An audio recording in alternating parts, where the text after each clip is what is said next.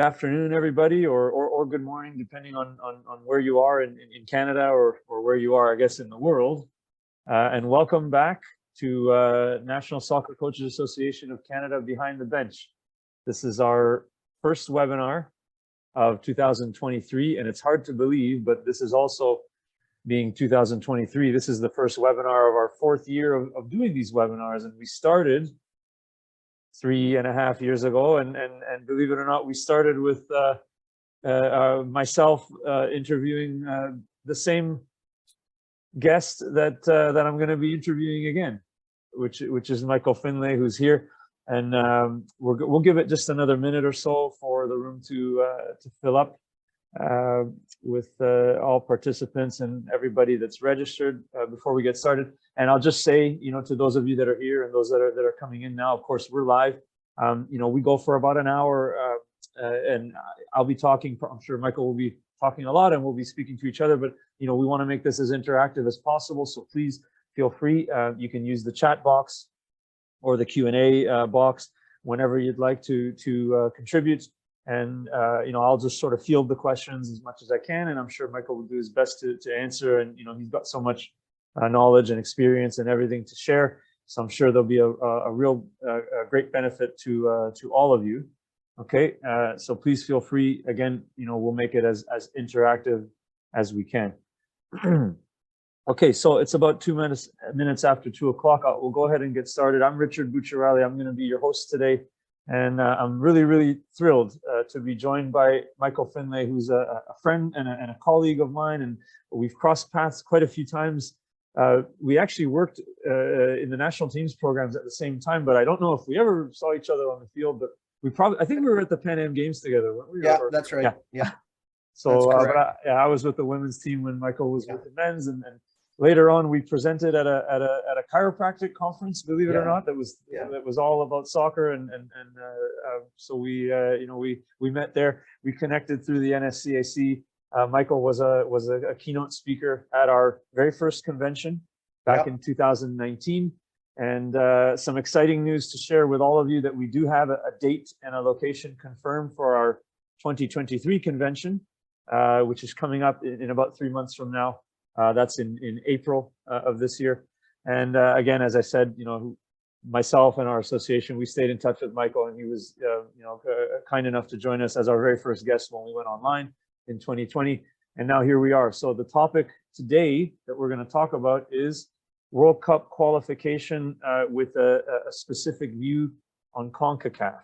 And Michael, I'll let him talk a little more, but he's got a really unique background with regards to that topic, because he's been head coach and assistant coach of the Canadian men's national team throughout World Cup qualification, which didn't work out, but he's been there through that, and most recently, Michael was the head coach of the Grenada men's national team, and he also went through Gold Cup and World Cup qualification with them. I see already it looks like a question. Oh, good evening from Spain. All right, open the chat. Is the chat not open?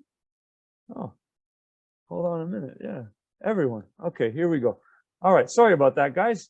Every single time we do these, the chat seems to be default open, but looks like it's not, but now it is. All right, so we got our technical difficulties out of the way. Michael, thank you so much for being here, and please, if you want to maybe just give us everyone that's here a little bit of a background. I spoke about you a little bit. Yeah. I mean, well, first of all, Richard, as usual, thank you very much. I really enjoy these chats and these opportunities.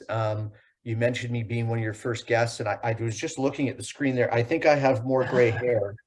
I think I definitely have more gray hair, which, as we talked just before going on the air there, that football has a tendency to it creates certain aging processes quicker than other careers. I can tell you that right now.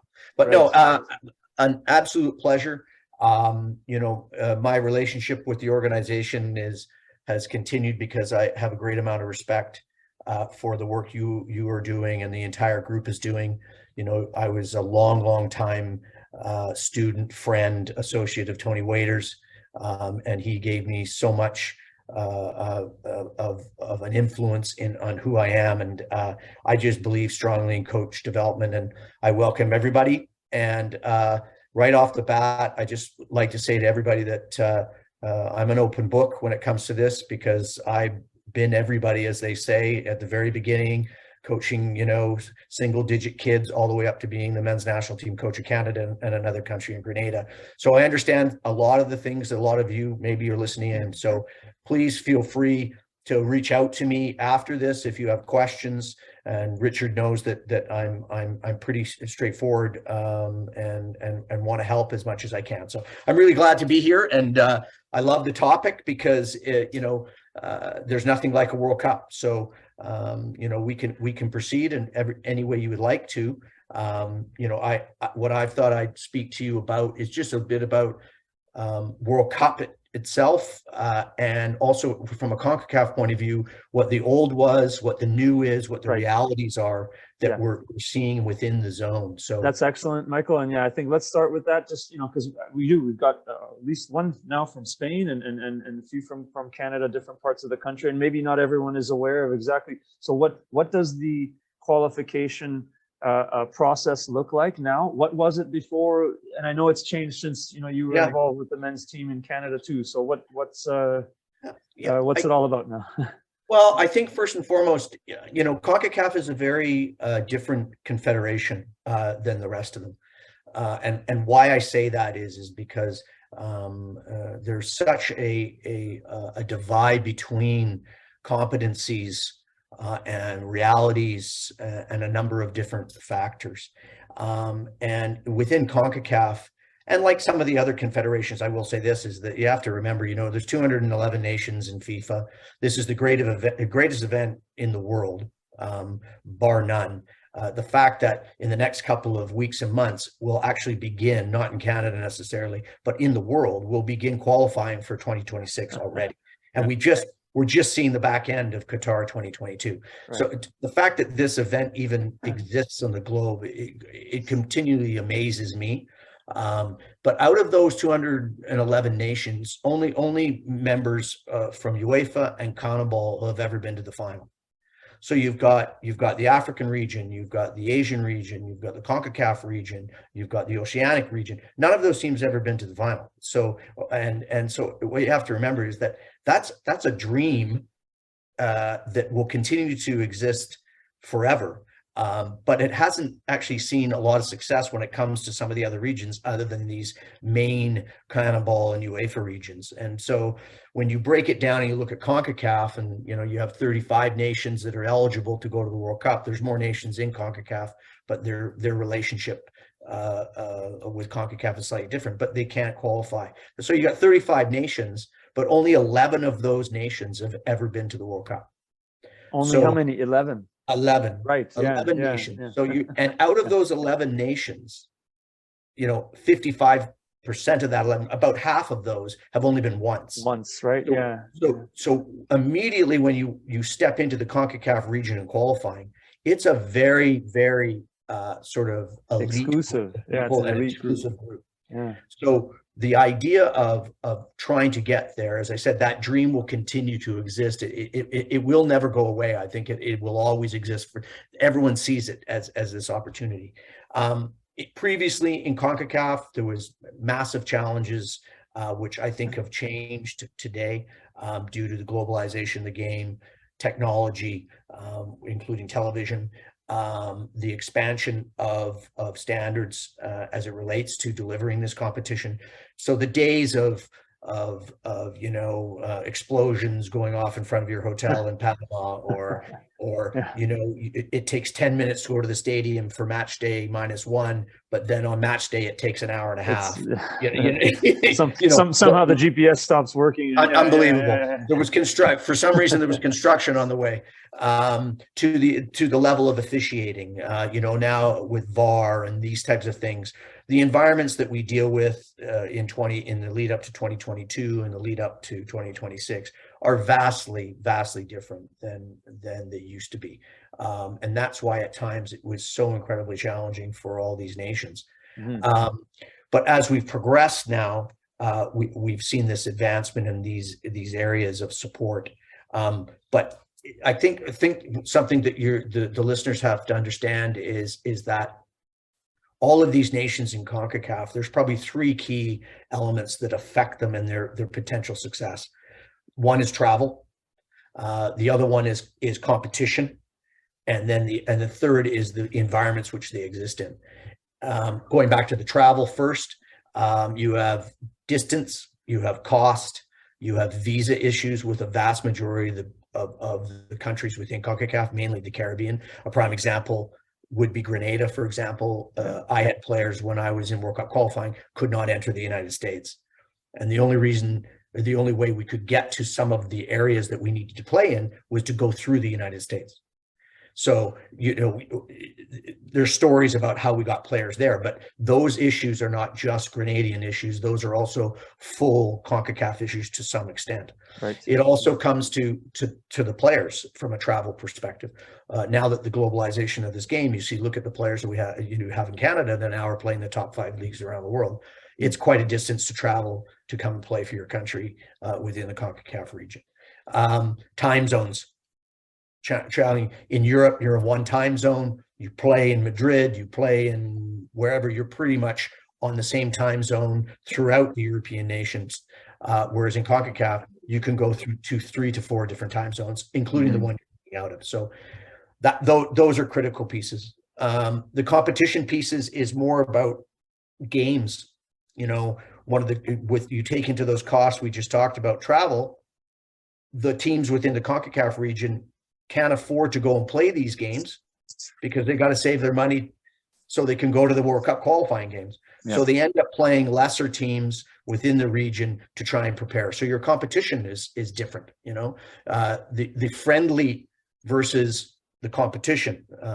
This is why Nations League, for me, has been an incredible benefit to those groups under what we would say the elite of CONCACAF. The elite of CONCACAF will tell you the Nations League games are, whatever, I guess we got to play them sort of thing.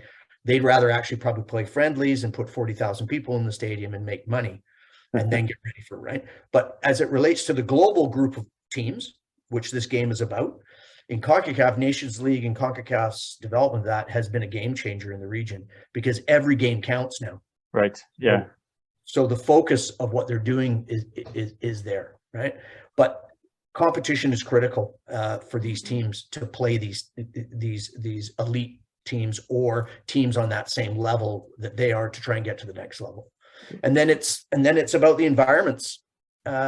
These players within CONCACAF outside of the elite lack professional environments on a consistent basis. They lack certain development programs. They lack experienced coaches who are working within the professional game. And administrators, because I can tell you having been involved with Canada in qualifying and now Grenada in qualifying and Gold Cups and so on and so forth. But one of the things that I think people miss is the amount of work that goes on off the field to make sure these teams can be prepared to go to these venues, including all support staff. So it's a whole encompassing challenge. Yeah, and I'm gonna probably come back to each of those 3 categories when we maybe speak, because I'd like you to speak about Canada and your experience there, and then a little bit about Grenada and perhaps some of the differences with respect to, again, travel, competition, environment. Sure. And then I'm going to ask you something about more on my wheelhouse regarding, within the category of environment. I want to ask you about not just time zones, but altitude and weather and stuff like that. So, because I know you've had some experiences with that too. So those are great points, and I think really important for people to understand. Maybe when we watch World Cup qualification matches, or even when we just watch the tournament and we say, okay, well, how did these teams get here? And sometimes you can kind of take for granted a little bit that perhaps, I don't know if you agree with this or not, but perhaps even though the competition level is really tough in Europe and CONMEBOL, the fact that maybe they have travel sorted out, it's easier in Europe than it is in CONMEBOL for sure, right? But competition, more or less, again, it's tougher, but it's not that hard to find the right level of competition to prepare. And of course, then the environment, being much different and more professional and all of that.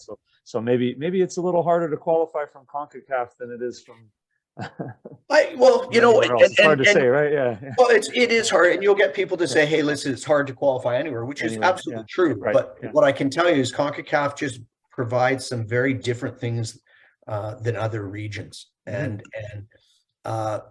may it be scheduling. As I say, I think it's more about the environmental and travel realities that go on. And the other aspect is the fact that, you know, the teams that are at the elite level, you know, have these great aspirations of being successful at the World Cups they go to. And we always seem to deliver teams to the World Cup, but we don't deliver that next level of success. And one of the reasons that I personally believe, for example, prior to 2022, you know, we saw the coming of Canada and in that situation, but Mexico was always seen as sort of the pillar of CONCACAF's elite. I always felt they lacked the competition within the region at the specific times, and when they got to the World Cup, they had not prepared themselves accordingly for a game that meant something on that day. Right. And this is why Nations League, you'll get debate within the region from the federations, but this is why CONCACAF has said, and I 100% agree, this will benefit even the elite also, because it means they have to show up and play because the result means something. And can we just, Michael, be clear for anyone watching and whoever sees this video after, can you explain what is the Nations League, CONCACAF Nations League? The CONCACAF Nations League has been developed to act as a qualifying process for all of its competitions, including World Cup qualifying and including the CONCACAF Gold Cup. And these Nations League games are in group stages in different levels, and as there's a promotion relegation process that moves you up the ranking within CONCACAF. That's why, for example, someone will ask me, "Oh my God, you know, you're ranked XYZ in FIFA, and oh, that system is broken," or whatever. I very rarely looked at FIFA rankings.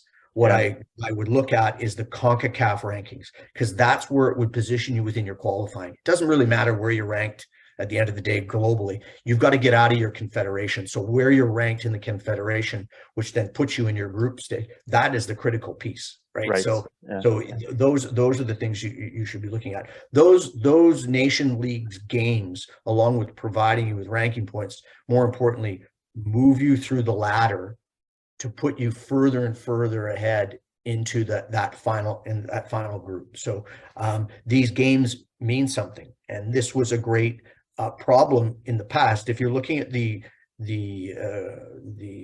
comparing the past process to the new process, Canada, for example, one of our great challenges was, again, meaningful games. Because at the time, we were, you know, coming through a development process, a long-term development process, to try and get games against elite teams was quite difficult. So you would be working in friendlies against teams maybe that were not at the level that you were going to play, and then you were dropped into this qualifying process, and you had to have a victory on day one. So that was a really, really big challenge, and you know, you would always have the issues with players' availability for friendlies versus competition games. You know, speaking on that part, one of the things of the previous Canadian process was the fact that most of our players, as I like to say, had the wrong passport. The Canadian passport was not a very attractive passport for football. It was for everything else in the world. You know, we are friends with everybody, as I like to say. We're like UN of the world.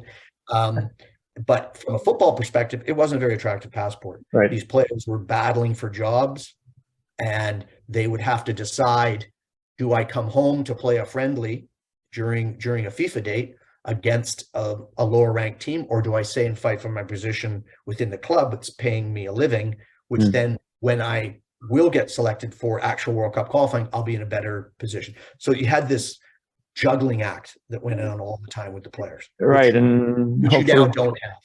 That's changing now, and in some ways maybe it's almost like a chicken and egg thing. Like, you know, do you have to get the respect by getting better results first, and then things change, or should they sort of change first, and Yeah, then that leads you to get better results after. So anyway. Correct.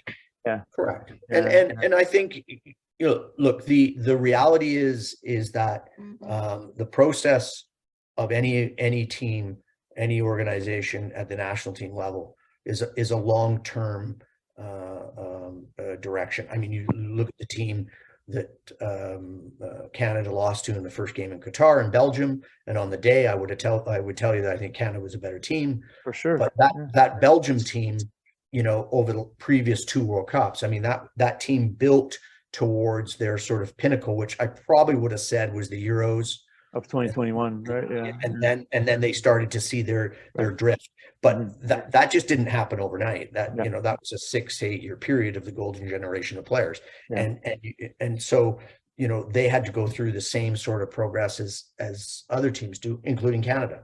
Right. So when you saw Canada, wrong passport at the time, environments were different. There wasn't enough of them. We were just seeing the benefit of some of the development structures within Canada, in my opinion, long-term player development programming, those types of things. We're just starting to get players out and about. Respect. The global community had not found any respect yet. The Fonzie factor, if you want to say, Fonzie's an outlier, we know, but what it did do for us was it got people to turn their head and go, are there more? And that changed the scenario, the structure of the game in North America, in terms of academy football, all these pieces, and academy football in the MLS in Vancouver, Toronto, Montreal, I wouldn't say was uniquely responsible for the development of the players, but I can tell you it motivated the players because the players saw opportunities elsewhere. Yeah, so going abroad. And it's a good point that it's like it's not that maybe the Canadian, the MLS clubs that play in Canada, their academies are the best, or they don't resemble, obviously the structure is different, right? They don't resemble a professional academy structure in other countries where there is promotion relegation in the top league, and there's more incentive, there's more clubs in every city, so they compete with each other for players. We don't have that, but it's still better than when it was before there were professional academies, because then there wasn't a professional youth development at all, right? So exactly. And what there's always that debate about the MLS academy system, but you have to give them credit first and foremost, the investment levels that they made.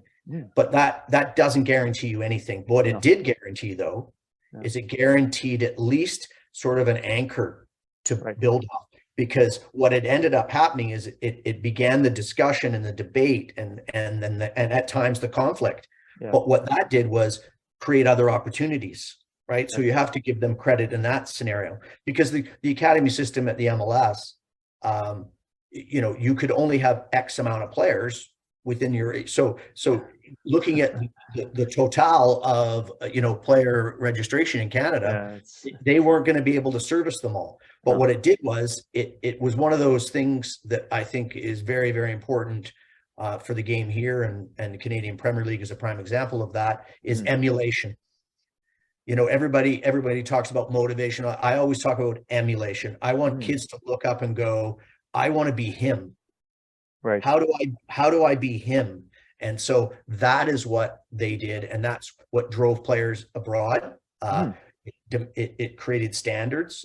It's advanced what I call the black hole of football, which was from 17 to 23, with League One programming, PLSQ programming, League One BC now since last year. That bandwidth is going to be an incredibly important bandwidth to Canada going forward. As is the CPL platform. And if anybody remembers our very first webinar, when I chatted with Michael 3 years ago, he mentioned that concept of the black hole and how instrumental the CPL, that was the first year, right?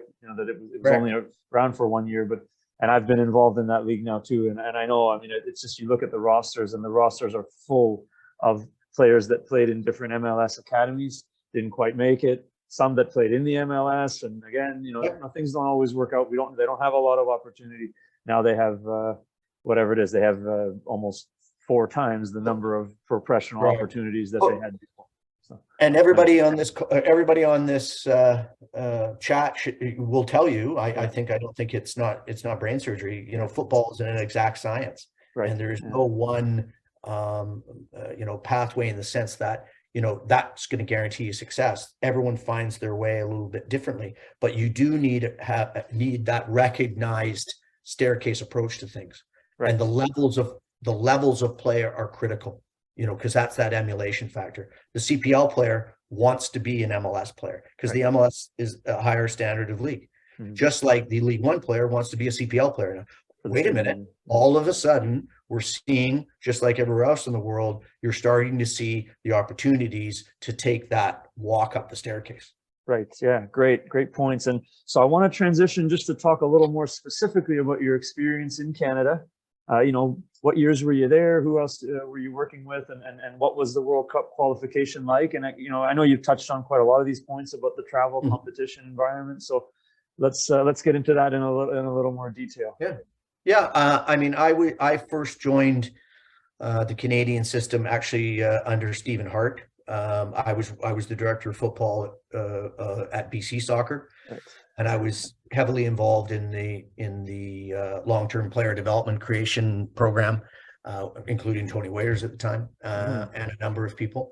And so from a contractual point of view, I was sort of a contracted worker for the national youth team. So I worked with Stephen and worked in that group. My first real step into being heavily involved is I was the first under 15 coach for Canada, again, still at BC Soccer at the time, but that was the Kamal Miller age group. I remember going to Mexico for the first CONCACAF under 15 tournament and meeting 3/4 of the team in the hotel lobby, and two days before the game or something. Yeah. Went out, had a little bit of an acclimatization session, and then we went in and quite frankly went into the hotel and played a game of do you know who I am, and players introducing each other.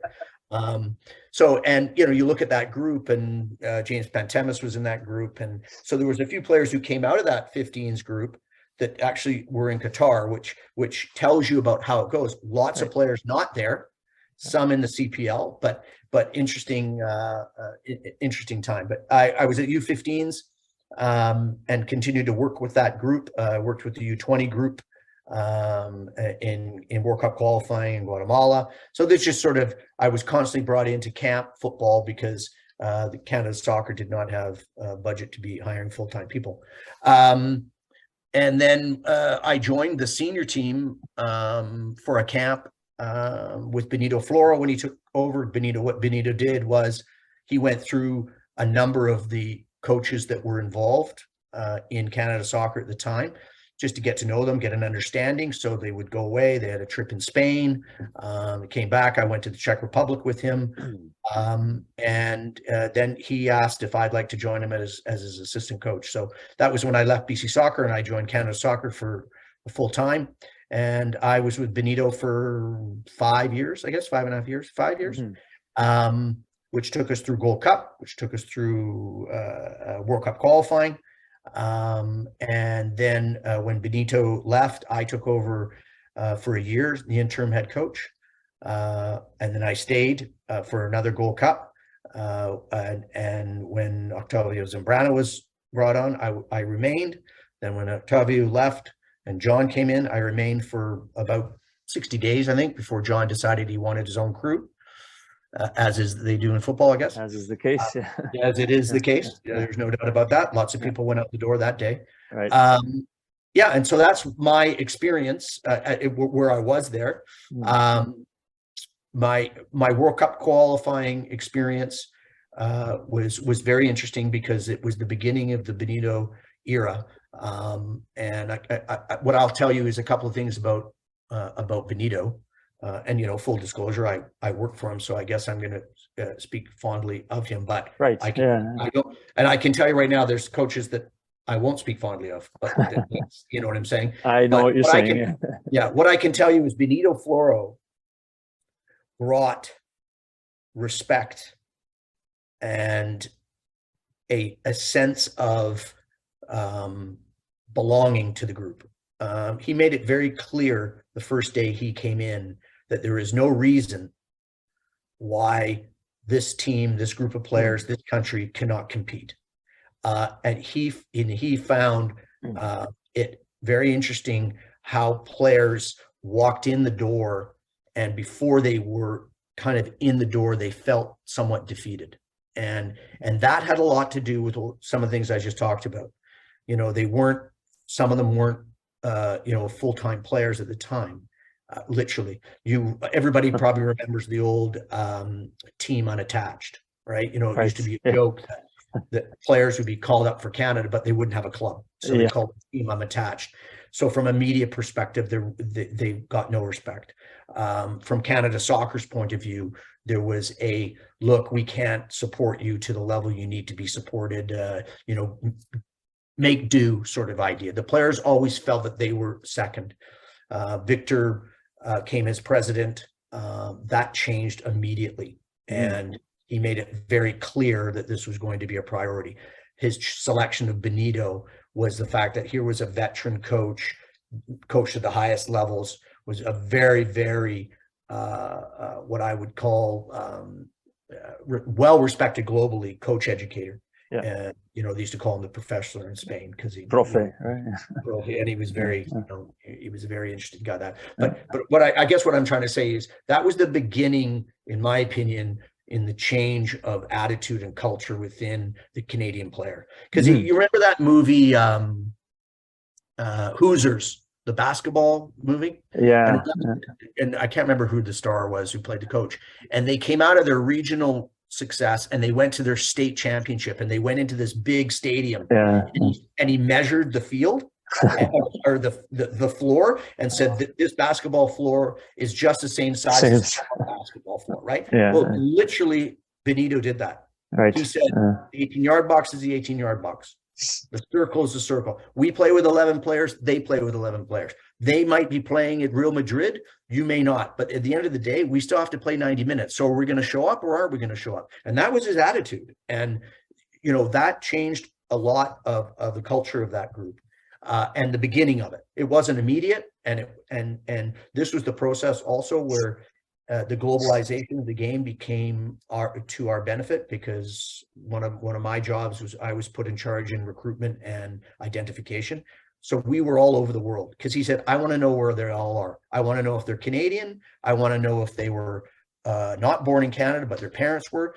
We structured a nationalization program, those types of things, because what he was trying to do, which going back to the comment about challenges in CONCACAF, we needed to raise our own expectations. Right. And we had to stop acting like victims, because we made it very clear, if you're going to be a victim, you're going to get treated like a victim. So stop being a victim. And that was one of the key elements in that regard, because that was one of the things you go into these big stadiums in Central America, and it's, you know, it's a war zone.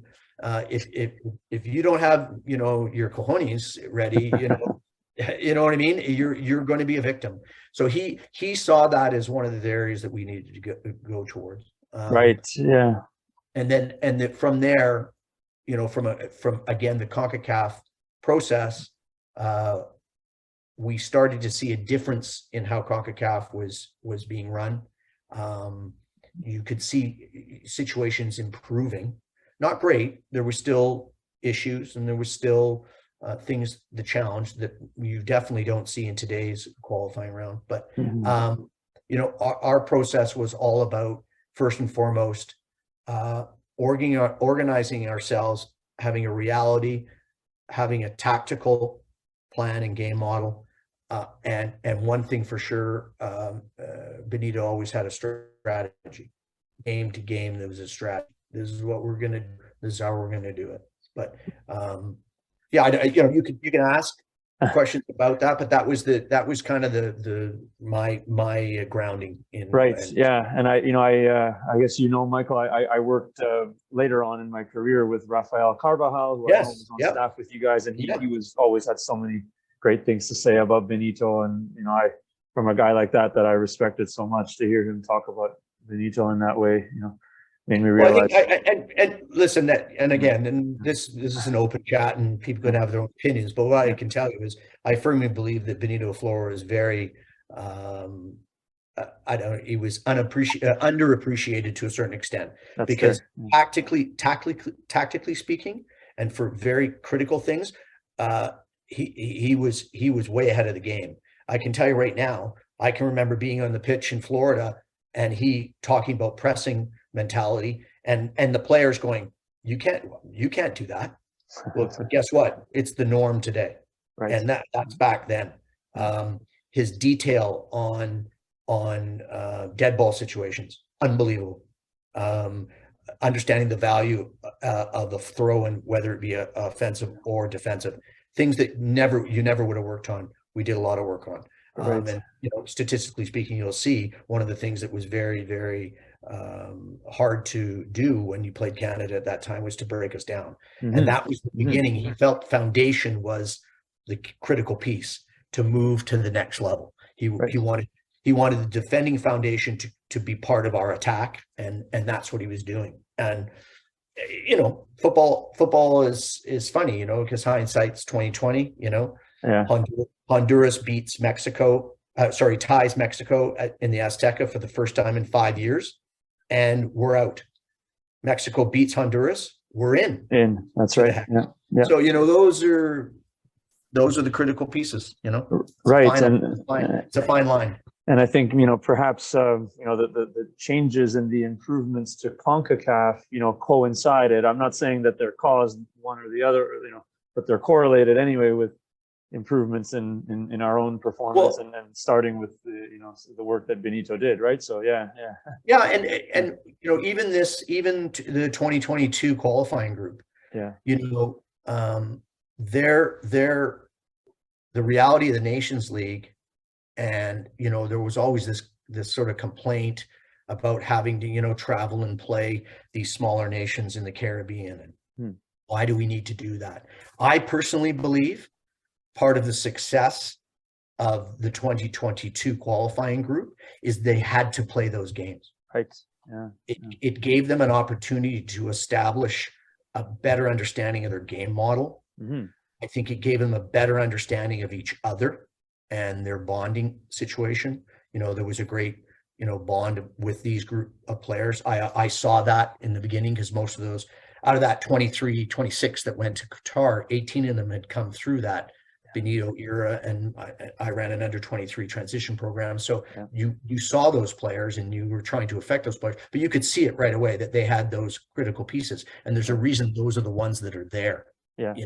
Selection at the end of the day wasn't that hard, because you could see it. The cream rises to the top at some point. Exactly. Right? But that time they were able to spend together, traveling together, seeing these environments together, seeing the challenges, speaking to each other about their own environments elsewhere in the world. I think these were critical pieces, and they were playing real games. These were games that the staff were critical to tell these players, these mean something. You don't win here, we don't go on. So that it gave them legitimacy in the competition for them. Right, and it touches on touches on this concept of meaningful games. Correct. Doesn't always mean that it has to be against a top 10 or a top 20 nation. It just means that there is meaning attached to the game. And sometimes if it's against a Caribbean team, or team that maybe you're probably going to win it, but it's still a meaningful game because it's part of the Nations League. And I just I want to get to the question, because there's an go ahead. Yes, please. So this is I hope I'm pronouncing Coach Mayor, Uruguayan, Spanish, UEFA Pro coach and instructor. My question is, do you think that the World Cup can serve as a springboard for Canadian football to have a greater presence in international arena? And this is a tough one to answer maybe, but what is the level of tactical understanding of the game of Canadian players and coaches? And probably Michael's a great person to answer that question, because he's been involved in it at every level, including as a coach educator, right, with players and coaches, right? So, yeah. Buenos dias and muchas gracias por la pregunta. But I'll speak in English because it'll probably make sense more. Okay. Yeah. So, only the three of us would understand. Yeah, exactly. Well, I do believe, the 2022 World Cup for Canada as much as, and maybe we'll touch on it before, there was a few things that happened. I'm a big believer that nobody liked to see a pandemic, and to those who lost people, it was a terrible situation. But that COVID environment actually benefited Canada's involvement into the World Cup, because of the change of the format. Yeah. But a couple of things, I think 2022 World Cup, to answer his question, most definitely will assist Canada. It was a statement tournament, in my opinion, for people to recognize Canada's potential and current ability. But I also believe it's the potential, because if you go back, I'm a firm believer that we always had quality. I think we always had physicality. I also think we were motivated, but we didn't have the opportunities. And when the opportunities are shown, I think the players that you see playing in the top 5 leagues and now starting in those leagues, but also MLS starts, all those types of things, you can see that the quality does exist. So now what it will do is it will raise the level of awareness globally. I get more calls now from coaches around the world who ask me about Canadian players and where they are, and where can you see them, where can you identify them, how can we evaluate them. So that in itself, definitely, we are now what I would call a member of the family. We would probably now be considered one of the elite teams in CONCACAF with the quality that we have currently. As it relates to your second part of your question, around our tactical awareness and qualities, we are a work in project. And when you have a process of development, there's lots of things that have to happen. And one of those is, again, same with coaches and players, is the opportunities to be put in the best environments possible. Currently, though, I think we lack that on a consistent basis, both from the player's point of view and also from the coach's point of view. So we go back to the CPL comment. The Canadian Premier League, as the saying goes, it's by Canadians for Canadians. This gives us an opportunity to put coaches in professional full-time environments.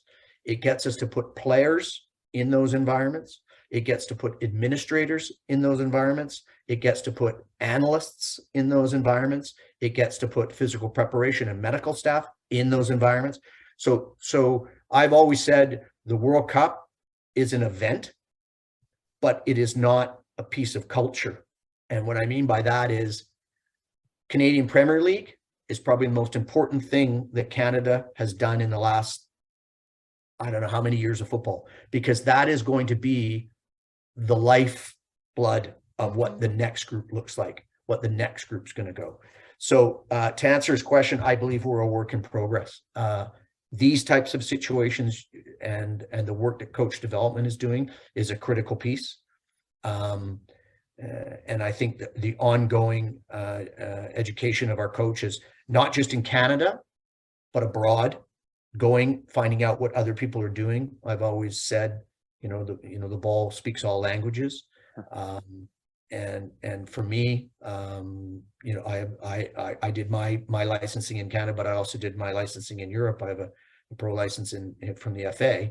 And one of the things I learned was being with so many different people from all over the world. And so I encourage that piece of education. Whenever you get an opportunity to learn from someone else, even if you may not agree with the opinion, the strategy, the points, but you are seeing what they're thinking, which could be very important to your own development.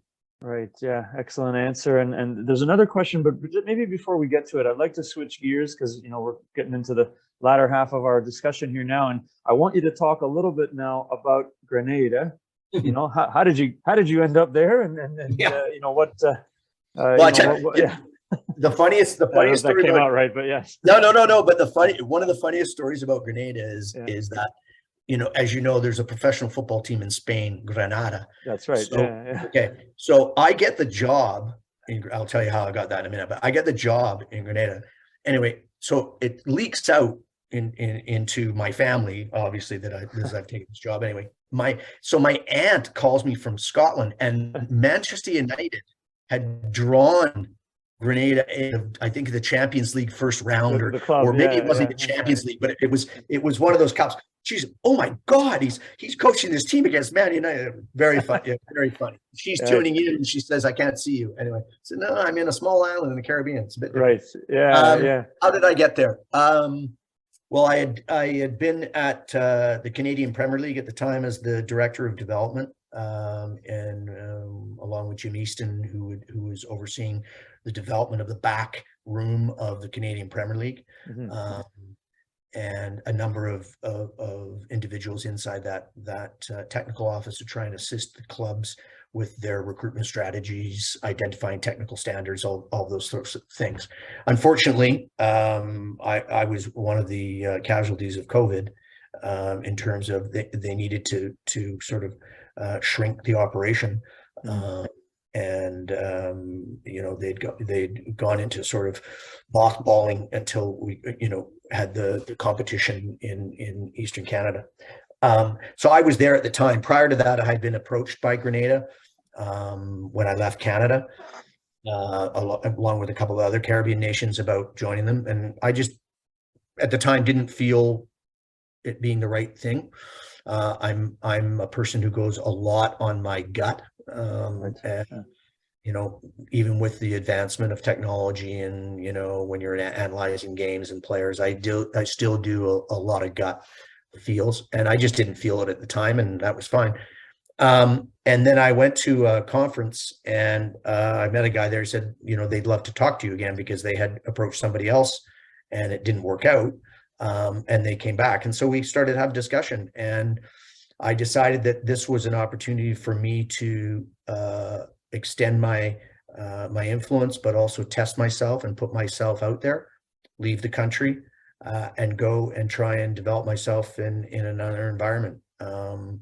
So that's how I got there. It was a very interesting period of time because it was in COVID. Still during the pandemic, right? That you were there. I traveled. Yeah. True story. I flew from Vancouver to Toronto, Pearson, where I was transferring to Grenada. And I was in the international departure bay at Pearson. And Richard, I'm not kidding you, I was the only person in the departure area. I have a picture. I have a picture of myself standing in Pearson's International with my hands up like this, and you could see all the way down, behind. There's nobody there. That's going to be a unique photo that's probably never happened before and never again. Yeah, exactly. And the lady came out and said, "Are you Michael Findlay?" And I said, "Yes." And no, it's serious. She goes, "Are you Michael Findlay?" I said, "Yes." She goes, "Your plane is here." And it was me and three other guys who were. It was weird. Amazing. Weird. Anyway, so Grenada. It excited me because they were still in World Cup qualifying. They were in the Gold Cup, so we had good competitions. I presented a vision to them that included the involvement of Grenadians. I did not bring anybody with me, and I firmly believe that was learned from the fact that I always felt very similar to Benito. Benito wanted Canadians around him, because at the end of the day, Canadians have to solve this issue. Okay, Grenadians have to solve this issue. Right. Bermudians, whatever it is, and so international influence has to have some sort of succession plan, in my opinion. Anyway, so I didn't take anybody, and the idea was to try and raise the standards of the Grenadians there. What became quite obvious right away, probably the biggest challenges was player pool, competition, i.e., where do you play during a pandemic, budgetary constraints, travel, which became an incredible. We flew 2 players. You ready for this? We flew 2 players, which were considered 2 of our better players. We flew 2 players to Spain to fly them to El Salvador because we couldn't get them into El Salvador any other way. So they flew to Madrid and then flew from Madrid to San Salvador. Amazing. From Grenada from Grenada, halfway around the world. Halfway around the world to get them. And then it became obvious that there was real sort of appreciation and support issues. It took me a while to find people that I trusted there. Some of the people I brought in, especially on the medical and physical preparation side, they had never really been involved with Grenadian football, because it's a very hierarchy type environment, and if you're not in, you're not in. Right. And so that I kind of changed that, because I wanted the best they had. So I said, show me the best. I don't care who they are, who they pissed off, whatever. Let's find out, and let's go on competency and their core skill sets. And that it became a incredible experience for me, because two things. One is you had to do more than coach, because you had to organize even your own staff to appreciate the levels you're at. So you were doing a lot of the management side of that, even though as time came on, they started to grow and they started to take that on. It also was culturally incredibly different for me. You know, the coming from somewhere like Canada and going somewhere like Grenada, economically, and as I say, culturally very different. So getting an understanding of the thought process, what's important to them, what's not important to them, how do they take in information, how best to teach and lead. So it was an incredible experience for me. But in terms of the greatest challenges, really was around the quality of the group and how to manage that group from a logistics point of view during World Cup qualifying. Right. Once you got, for example, the Gold Cup, it was easier because you go to one spot. Right. Yeah. So, you know, like those three, you know, kind of issues and concerns that you brought up in the beginning, right? Travel, competition, and environment. And you know, I guess, can you compare and contrast a little? I know you've touched on it already, but maybe compare and contrast a little Canada to Grenada and you know, your experience. Yeah. I mean, I think the difference is when I was involved with Canada, which is, again, is different now because of the level of funding that's available to the Canadian program now. Yeah. But even back then, for example, travel, when I was with Canada during World Cup qualifying, we were able to use charter activity to get us to these areas. Grenada, at times we would be traveling in 3 and 4 different aircraft. Yeah. Because you're leaving a small Caribbean island. Some can enter the States, some can't, so on and so forth. The travel and the actual realities of that, you know, an example would be that we flew during, this is not World Cup qualifying, but our Nations League games just previous to me exiting Grenada in July, we had played the US. And so we were flying into Austin. The US had been on the ground for 3 days. Yeah. The night before the game, we were sleeping in the Miami airport because we couldn't get a flight. And there was COVID issues still, but you couldn't get a flight in time from our previous games. So that is just the realities. And so people can complain and do whatever they want, but what was really interesting is to watch how over time we tried to prepare the players for that everything was going to go against them. Everything, because we couldn't buy our way out of that. That's one of the reasons I took the team to Europe, for example, in one of our breaks, because Grenada has never been to outside of Grenada to play, or outside CONCACAF. Outside CONCACAF, right? Yeah. Exactly. We wanted to introduce them to another reality, long-term travel, different environments, different cultures, food, all those things, so they could get a good understanding of what they should expect going forward. Because even you know, from a dietary point of view, for example, much different than Canadians, and what they value, what they feel they need versus what they actually need. You know, little things like they don't eat poached eggs. I don't know. That's interesting. Yeah. Is that unique to Grenada, or is that a Caribbean? I don't know. I got the leadership group together and I said, guys, you're not eating. Oh yeah, we're eating. And I'm like, well, no, we don't eat poached eggs. So, so I asked the manager, he said, no, just a cultural thing that they've never said. They like their eggs done in a different manner. And so we had to change, right? So you had to be, so I was coming in thinking I knew what was best, but then realizing, wait a minute, I have to readjust my thinking to make sure you deliver to what they actually want. Now, I'm not saying, okay, guys, let's get a pack of smokes out. You want to smoke? That's not what I'm talking, but I'm just saying just minor things make a big difference. And that was one of the differences that I saw. The idea of, when you're talking about differences in Canadians, what they would deem success versus short-term versus long-term.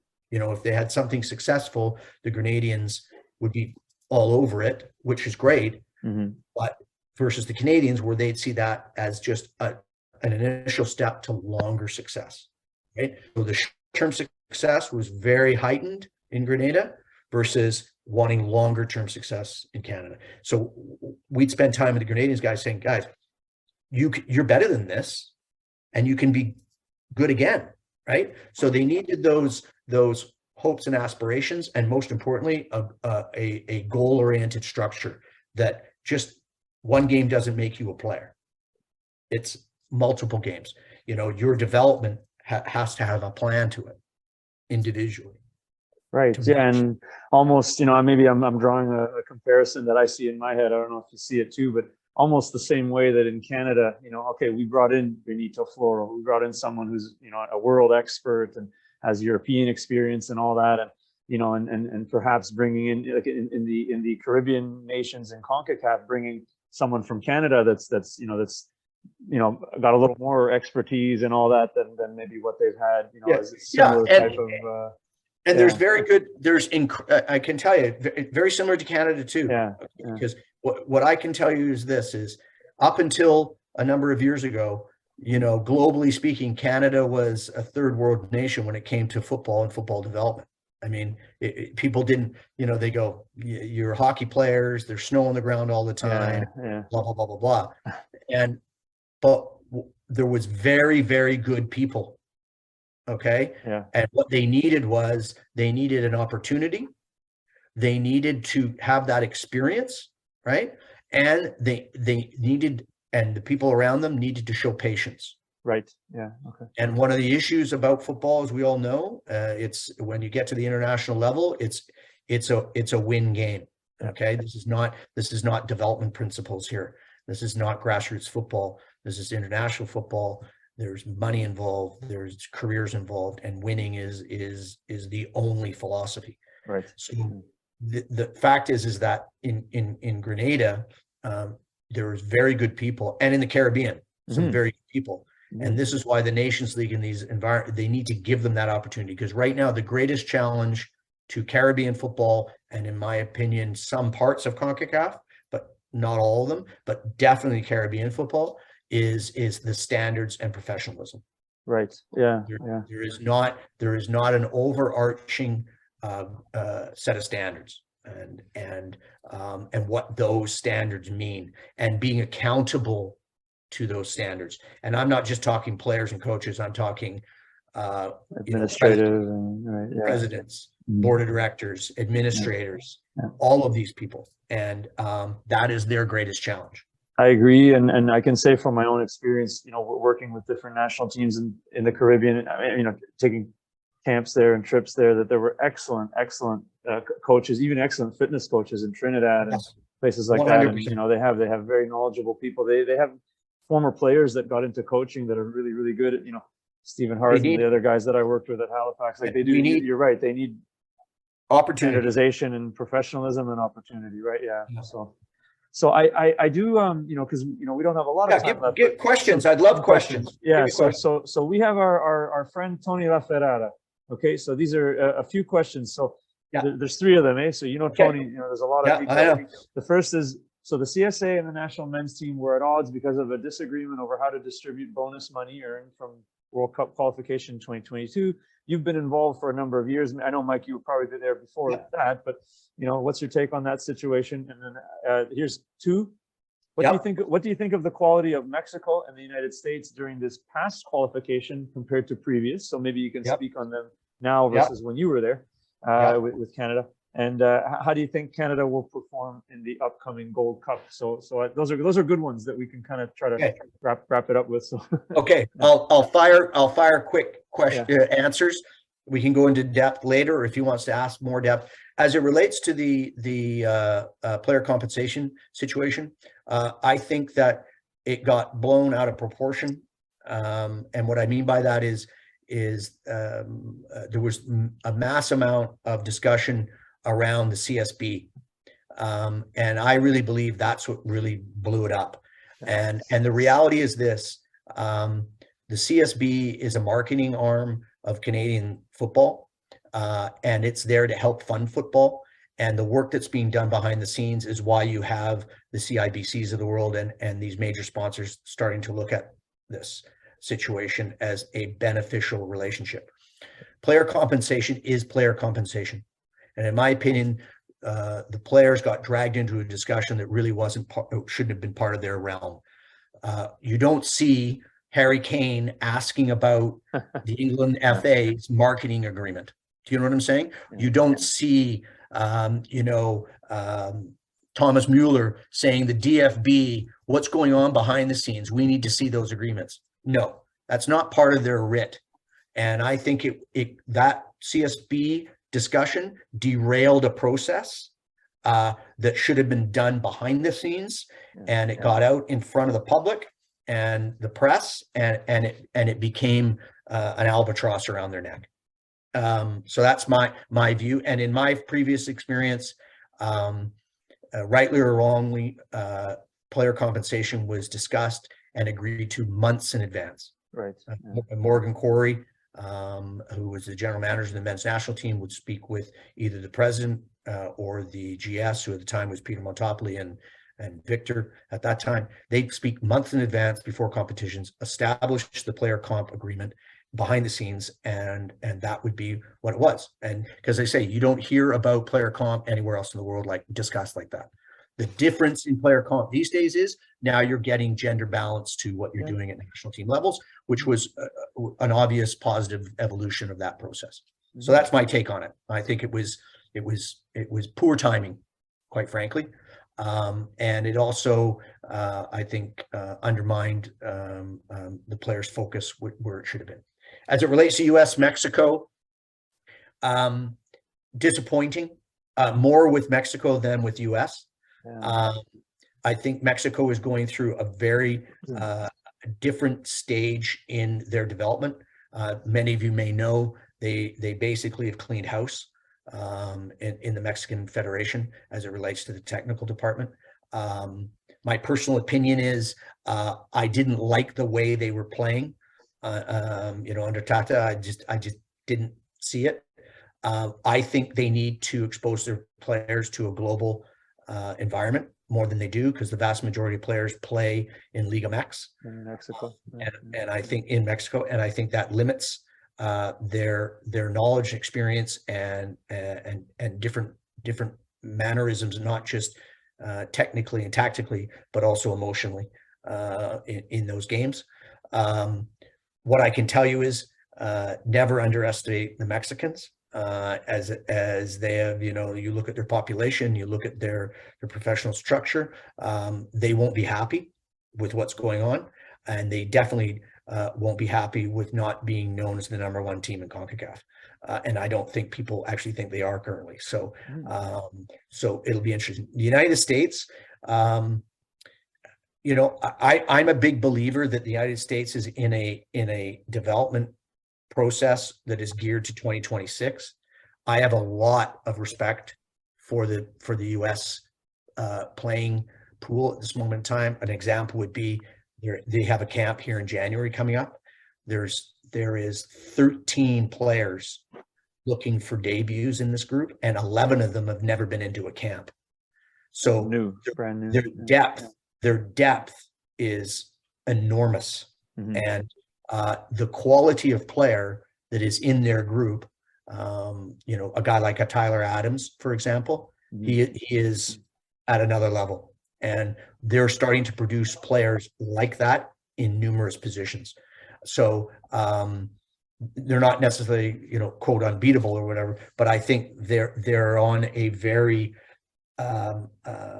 positive stream in terms of what they're doing, especially with the depth within their playing pool.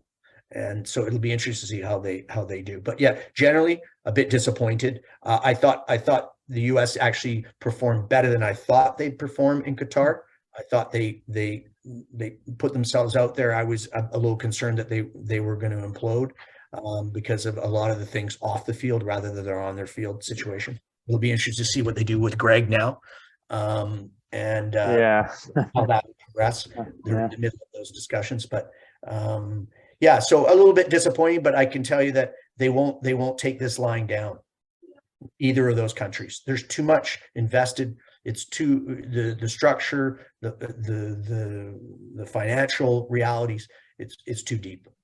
Canada's performance in the upcoming Gold Cup. Yes.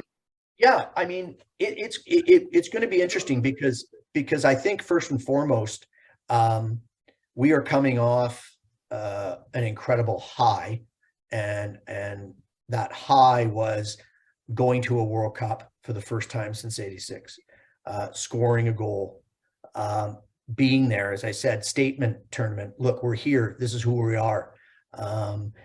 You know, and seeing themselves, you know, in a primary position from a media point of view within the country. So there's a real high that we've come off here. So there's some work to do behind the scenes, I think, to reestablish them in terms of what the plan is now, because you don't need to qualify. You're going to qualify. So they've got the same issues that any host does, and so does U.S. and Mexico, as Qatar did.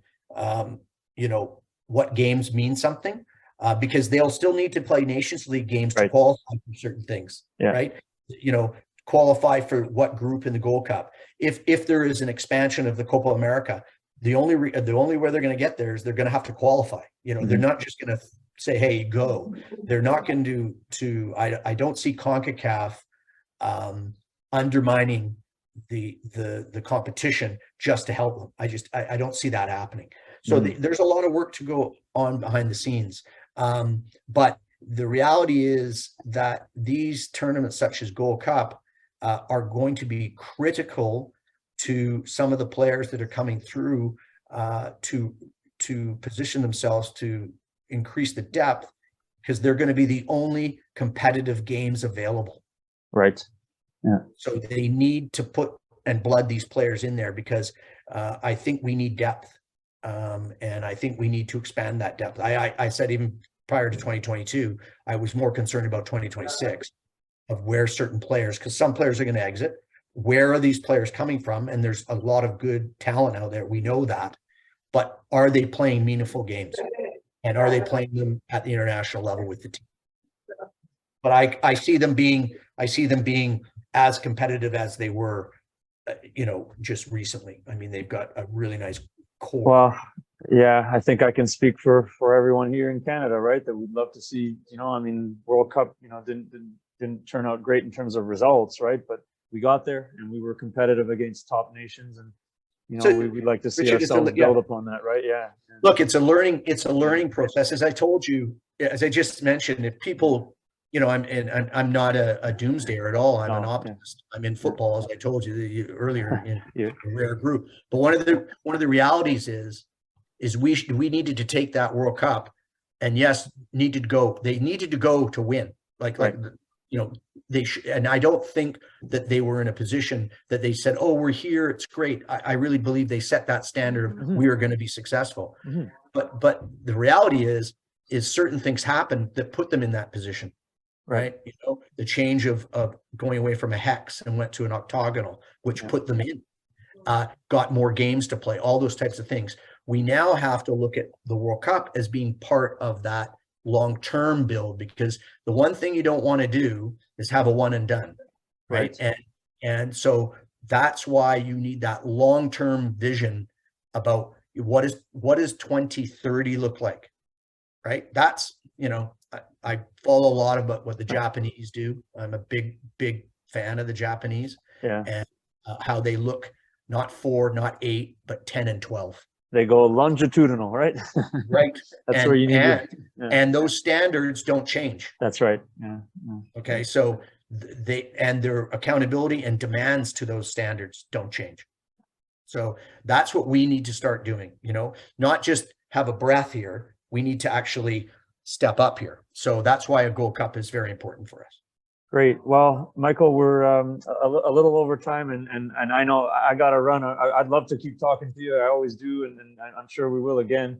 But I'll say thank you so much again for of course, for your participation and involvement with our association.